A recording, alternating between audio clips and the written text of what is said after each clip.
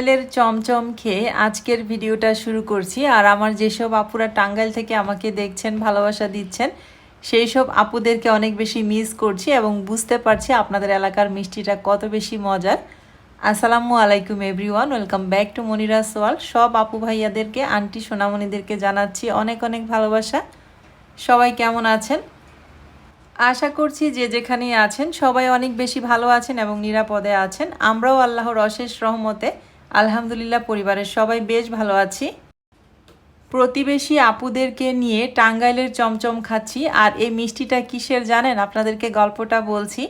আমার যে ময়না পাখিটা আছে আরু, ওকে কিন্তু বিয়ে দিয়ে দিয়েছি, তো ওর বিয়ের মিষ্টি এটা। তো সবাইকে পাঠাচ্ছি আর আমরা নিজেরাও খাচ্ছি। আপনাদেরকে খাওয়াতে পারলেও কিন্তু অনেক বেশি ভালো লাগতো। তো চলেন সবাইকে আরুর লাইফ পার্টনারের সাথে পরিচয় করিয়ে দেই। আরুর লাইফ পার্টনারের নাম হচ্ছে হিরো। হিরো নামটা আমিই দিয়েছি আনার পরে। এই তো আপনারা কিন্তু দেখতে পাচ্ছেন আমার ময়না পাখিটা এখন আর একা নেই, ওকে একটা লাইফ পার্টনার এনে দিয়েছি। আপনারা অনেকেই কমেন্ট করেছিলেন যে আপু ওকে একটা লাইফ পার্টনার এনে দাও।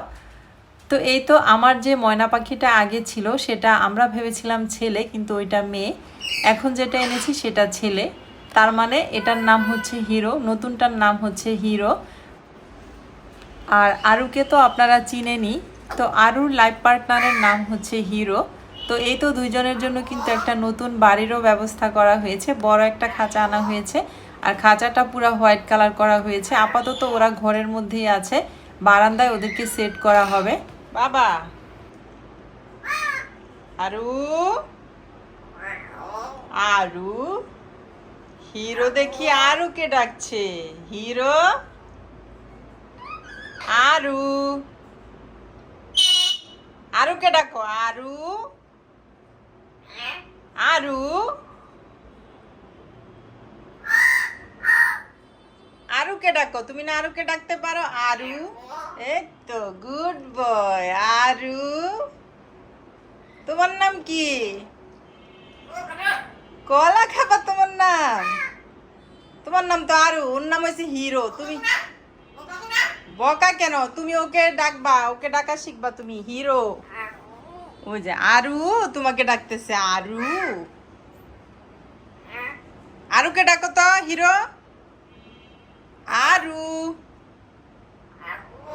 Good boy. আরুকে ডাকতেছে, তুমি আবার ওই দেখো আরুকে ডাকে। আরু,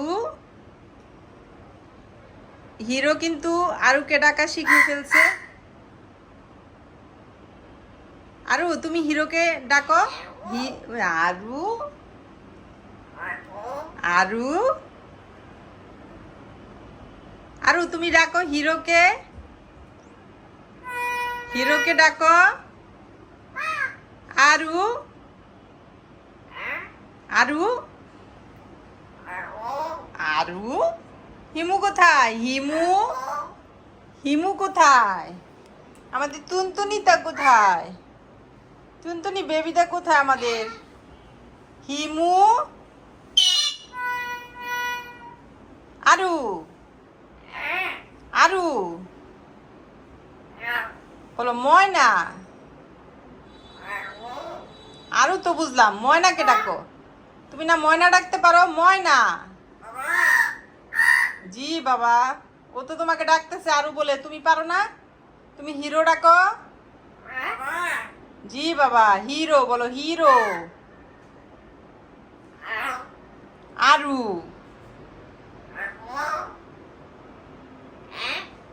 আরুকে ডাকতেছো তুমি? হিমু কোথায়? হিমু বাচ্চা, বেবি, হিমুকে দেখো।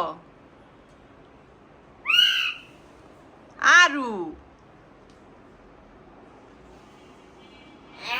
হিরো আরুকে ডাকা শিখে ফেলছে। আরু কিছুই ডাকে না। আরু, এই যে এটা কিন্তু নতুনটা, নতুনটা আরু ডাকা শিখছে। নতুনটা হচ্ছে ছেলে, আর আগে যেটা ছিল আমাদের সেটা হচ্ছে মেয়ে। আমরা এতদিন জানতাম না, এতদিন ভেবেছিলাম আমাদের আগেরটা বুঝি ছেলে। আরু, জি বাবা। আরু, আরু, তুমি আরুকে ডাকতেছো? হিমু কোথায়? হিমু, টুনটুনিটাকে কই নিয়ে আসি তো। কোন জায়গায়? ভয় পায়, ভয় পায়, ভয় পায়। এই যে আমাদের হিমু বাচ্চা, কিউট বেবি। তো এতক্ষণ তো আরুকে, হিরোকে আর হিমুকে আপনাদের মাঝে শেয়ার করলাম, আমাদের সুন্দর কিছু মুহূর্ত আপনাদের মাঝে শেয়ার করলাম। এখন আমি কিচেনে চলে এসেছি, রান্না বান্না করব। এদিকে আমি চুলায় হচ্ছে গরুর মাংস রান্না করে নিচ্ছি, একটু আলু দিয়ে ঝোল করে। আর এখন হচ্ছে আমি গরুর জিহ্বা রান্না করব। তো জিহ্বাগুলো হচ্ছে আগে সিদ্ধ করে পানিতে ভালো করে উপরের চামড়াটা ফেলে দেওয়া হয়েছে, আর ছোট ছোট টুকরা করে কেটে নেওয়া হয়েছে কলিজার মতো। আর এখানে হচ্ছে পেঁয়াজ, রসুন, আদা সব ধরনের মাংস রান্না করার মশলা দিয়ে মশলাটাকে খুব ভালো করে কষিয়ে নিয়েছি। আর জিহ্বাটা কিন্তু গরম পানি দিয়ে বেশ কয়েকবার ভালো করে ধুয়ে নিয়েছি। আর উপর যে চামড়াটা ছিল সেটা সম্পূর্ণটা একদম ফেলে দিয়ে তারপর পিস পিস করে কাটা হয়েছে। অনেকেই হয়তো বা জিহ্বা খান না, বা জিহ্বা কখনো খায় এটাও জানেন না, আমি নিজেও জানতাম না। তো ওর বাবার সাথে থেকেই কিন্তু আমার এই জিহ্বা খাওয়াটা আমি শিখে ফেলেছি। আমিও প্রথম প্রথম একটু কেমন করে খেতাম, কিন্তু এখন বেশ ভালোই লাগে, কসকস একটা ভাব আছে। খুব সুন্দর করে মজা করে রান্না করলে কিন্তু বেশ ভালো লাগে। সব মশলা দিয়ে জিহ্বাটা খুব ভালো করে কষিয়ে নেওয়ার পর এখন আমি ঝোলের পানি অ্যাড করে দিচ্ছি। একটু কষা কষা করে কিন্তু রান্না করতে হবে, খুব একটা ঝোল করে রান্না করলে এই জিনিস খাওয়া যায় না। ঝোলটা একদম মাখা মাখা হয়ে যখন একদম শুকনা শুকনা হয়ে যাবে সেই পর্যায়ে এসে আমি কয়েকটা লেবু পাতা অ্যাড করে দিচ্ছি। লেবু পাতা দিলে কিন্তু ফ্লেভারটা অনেক সুন্দর আসে। তো যাই হোক, আমার রান্নাটা কিন্তু অলমোস্ট ডান। গরুর জিহ্বা হচ্ছে ওর বাবার খুব পছন্দ, ওর বাবার জন্যই কিন্তু এই জিনিস আমার ঘরে রান্না হচ্ছে। আমার বাচ্চারা জানলে মানে আশেপাশেও আসবে না, তো ওদেরকে আমি বলেছি যে এটা তোমরা খেতে পারবে না, এটা তোমার বাবার জন্য রান্না করা। আর ওর বাবার জন্য রান্না করতে গিয়ে, টেস্ট করতে গিয়ে কিন্তু এখন আমিও খাওয়া শিখে ফেলেছি, আর আমার কাছে ভালোই লাগে এখন। আজকে দুপুরে রান্না হয়েছে গরুর মাংস, আলু দিয়ে ঝোল আর এই জিহ্বা। তো বাচ্চারা তো কেউ খাবে না, বাচ্চারা ড্রয়িং রুমে বসে গরুর মাংস দিয়ে ভাতটা খেয়ে নিচ্ছে, আর আমি একটু জিহ্বা দিয়ে আলাদা করে বসেই খাচ্ছি, ওদের সামনে আর গেলাম না।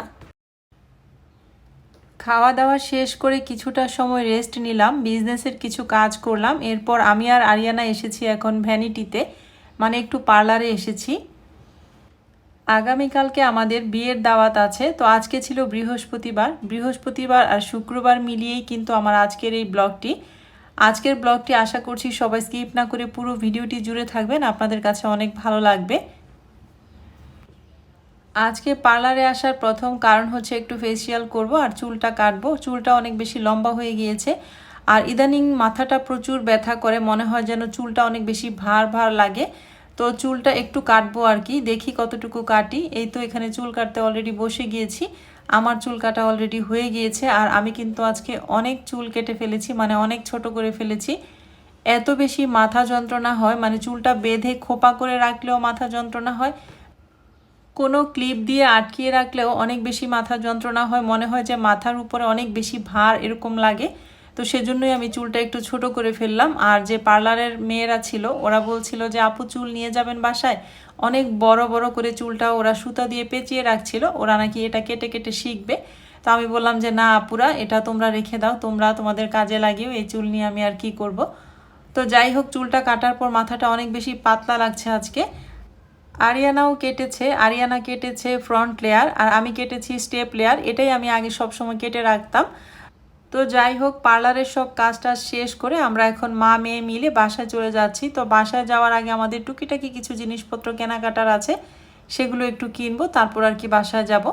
আমরা এখন চলে এসেছি নিগার প্লাজায়। নিগার প্লাজা থেকে ফেস ওয়াশ, তারপরে হচ্ছে হেয়ার স্পা, এগুলো কিনে নিচ্ছি, কিনে তারপর বাসায় যাব। ও এর আগে যেতে হবে হচ্ছে হিমুর খাবার কিনতে 14 নম্বর সেক্টরে। অনেক আপুরাই 14 নম্বর সেক্টরের ক্যাট শপটার অ্যাড্রেস চেয়েছিলেন, তো এই তো আমি আপনাদেরকে দেখিয়ে দিচ্ছি। 14 নম্বর সেক্টরের 18 নম্বর রোডে হচ্ছে এই ক্যাট শপটা, প্যাট এসেনশিয়ালস।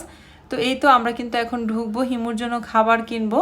লিটার নিয়েছি 2 দিন আগে, তো লিটার কেনার এখন প্রয়োজন নেই, শুধু খাবারটা কিনে চলে যাব।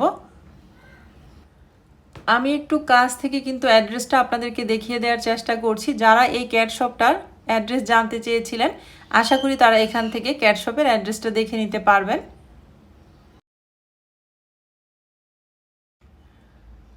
তো এই ক্যাট শপে কিন্তু লিটার থেকে শুরু করে ক্যাট ফুড থেকে শুরু করে আরও অনেক কিছু, মানে ওদের সাজুগুজু, চিরুনি, আয়না, যা কিছু লাগে, ডাইপার থেকে শুরু করে সব কিছুই এখানে পাওয়া যায়। আমাদের 14 নম্বর সেক্টরে, আমাদের বাসার খুব কাছেই, সেজন্য আমরা এখান থেকেই সব কিছু নিয়ে থাকি। এখন হচ্ছে শুক্রবার দিন দুপুর 12টা বাজে। গতকালকে কিন্তু আপনাদের সাথে আর কিছুই ক্যামেরায় ক্যাপচার করতে পারিনি শেয়ার করার জন্য। একদম আজকে দুপুর 12টা থেকে আবার শুরু করছি। আমরা এখন যাচ্ছি হচ্ছে শ্রীপুর, আমার ননদের শ্বশুর বাড়িতে। তো যাচ্ছি হচ্ছে ননদের মেয়ের বিয়েতে। ননদের মেয়ে বলতে ননদের ভাসুর আর কি, বড় ভাসুরের মেয়ের বিয়ে। ওই তো ননদের মেয়েই বলা যায়, কারণ ভাসুরের মেয়ে আর ওর মেয়ে তো একই। এত তাড়াহুড়া করে বাসা থেকে বের হয়েছি, কি রেডি হয়েছে আমি নিজেও জানি না। ওরা তো সবাই নিজেদের মতো রেডি হয়ে নিয়েছে, আমার তো রেডি হওয়ার কোনো উপায় নেই। রেডি হওয়ার আগে হচ্ছে, আমার বের হওয়ার আগে আর কি, হিমুর খাবার রেডি করে দিলাম, কারণ হিমুকে রেখে যাচ্ছি, সারাদিন হিমু একা থাকবে। ওকে 2-3 বেলার খাবার রেডি করে দিয়ে আসলাম। তারপরে হচ্ছে পাখিগুলো আছে, পাখিগুলোকে খাবার দিয়ে আসলাম। মানে সব কিছু দিয়ে নিজেকে যে কি রেডি করেছি আমি নিজেও জানি না। তো যাই হোক, এই তো আমার ননদের বাসায় চলে এসেছি। যারা আমার আগের ভিউয়ার্স বা রেগুলার ভিউয়ার্স আছেন, তারা তো আমার ননদের বাসার সাথে পরিচিত সবাই। আর এটা হচ্ছে আমার দেবরের মেয়ে। আর আপনাদের সাথে কিন্তু এখন আমি একজনকে পরিচয় করিয়ে দিতে যাচ্ছি। এই তো, ওর নাম হচ্ছে জিঞ্জার। ও হচ্ছে মেয়ে একটা ক্যাট, আমার ননদ কিনেছে, মানে ননদের মেয়ে কিনেছে।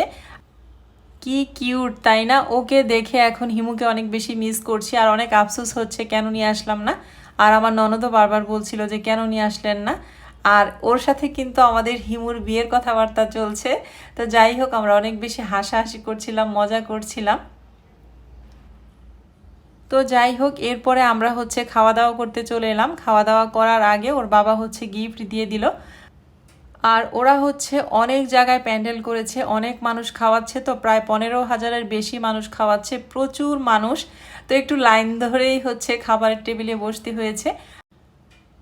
আমার ননদ হচ্ছে আমাদের পাশে দাঁড়িয়ে আমাদেরকে খাওয়াচ্ছিল। সব মেয়েদের কাছেই কিন্তু বাবার বাড়ির মানুষ অনেক বেশি স্পেশাল, তাই না?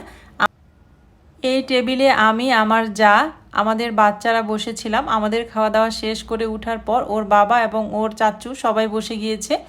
অনেক বেশি লোকজন ছিল তো, আর প্রচুর গরমও ছিল। তো যাই হোক, বিয়েতে অ্যাটেন্ড করতে পেরে আমাদের কাছেও খুব বেশি ভালো লাগছিল। এটা হচ্ছে স্টেজ, খুব সুন্দর করে কিন্তু সব কিছুই সাজানো হয়েছে। খাওয়া দাওয়া শেষ করে আমরা এখানে বউর সাথে দেখা করতে গেলাম, আর বউর সাথে সবাই পিকচারও তুলছিল, আমার জায়ের বাচ্চা। তো যাই হোক, সব কিছু শেষ করে আমরা এখন স্টেজ থেকে নেমে যাব।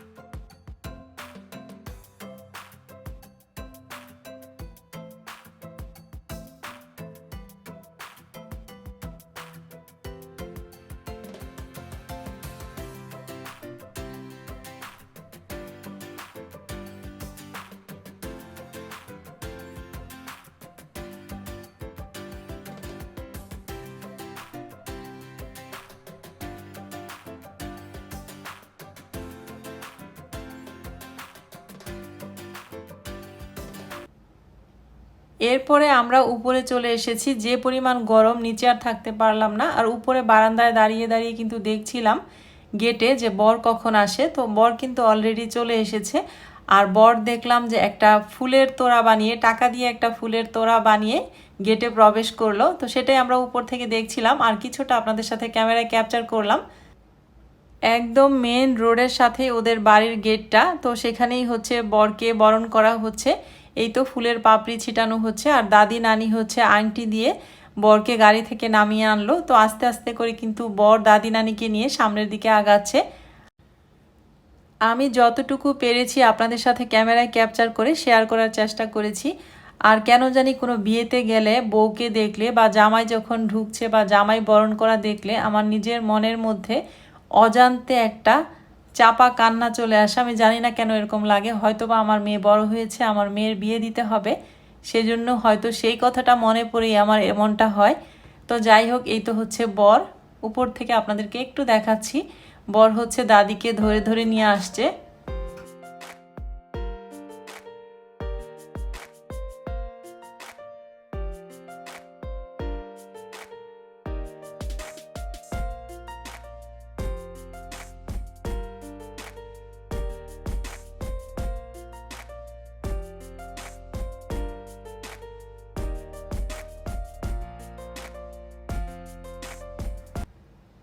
তো এখন হচ্ছে আমরা বিদায় নিচ্ছি। তো আমার ননদের বাড়ির পাশেই হচ্ছে ওদের বাজার, আর সেখানে ওদের হচ্ছে বরফের ফ্যাক্টরি আছে। তো যাওয়ার আগে সেই বরফ ফ্যাক্টরিটা একটু ভিজিট করব, কারণ আমার কখনো ওইভাবে বরফ ফ্যাক্টরি দেখা হয়নি। আর ওদের যে দেখতে পাচ্ছেন মাঝখান দিয়ে রাস্তা, দুই পাশে কিন্তু আমার ননদ এবং ননদের দেবর ভাসুরদের বাড়ি। দেবর না, ভাসুর আর কি। আমার ননদের হাজবেন্ডটি সবার ছোট। সবার বাড়ি দুই সাইডে, মাঝখান দিয়ে রাস্তা। ওদের বাড়ির ভিতরটা কিন্তু অনেক বেশি সুন্দর। আর একদম মেন রোড থেকেই হচ্ছে ওদের বাড়ির গেটটা। আর এই তো বিয়ের গেটটা কিন্তু এভাবে সাজানো হয়েছে।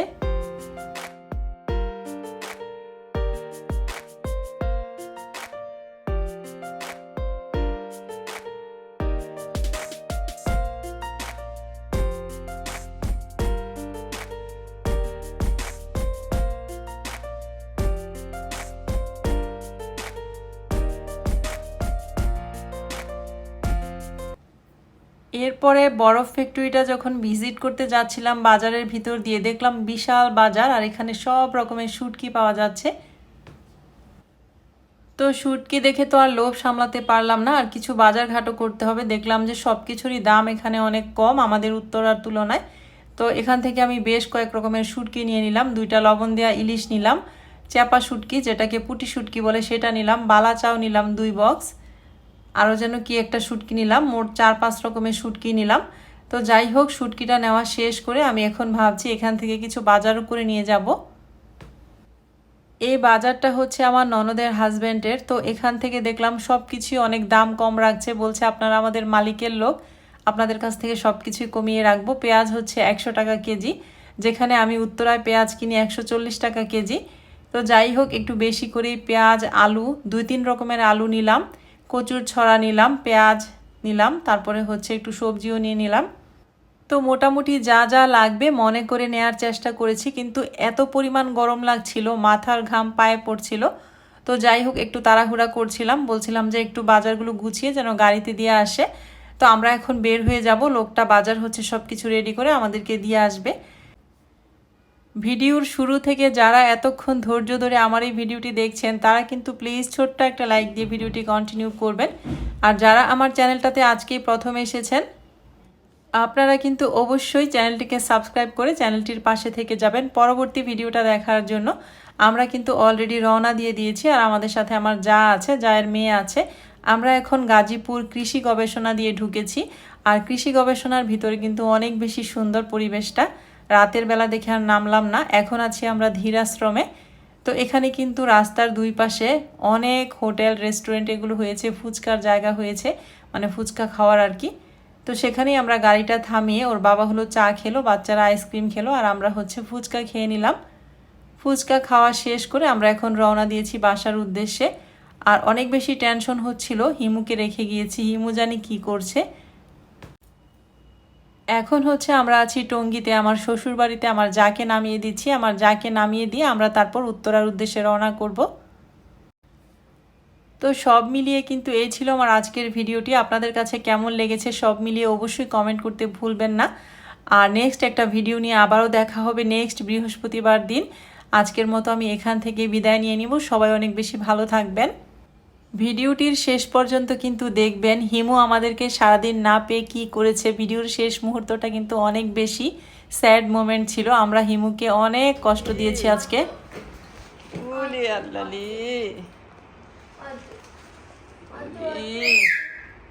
মেও দিতেছে, মেও বেবি তো কই, বেবি তো কি নেই নাই।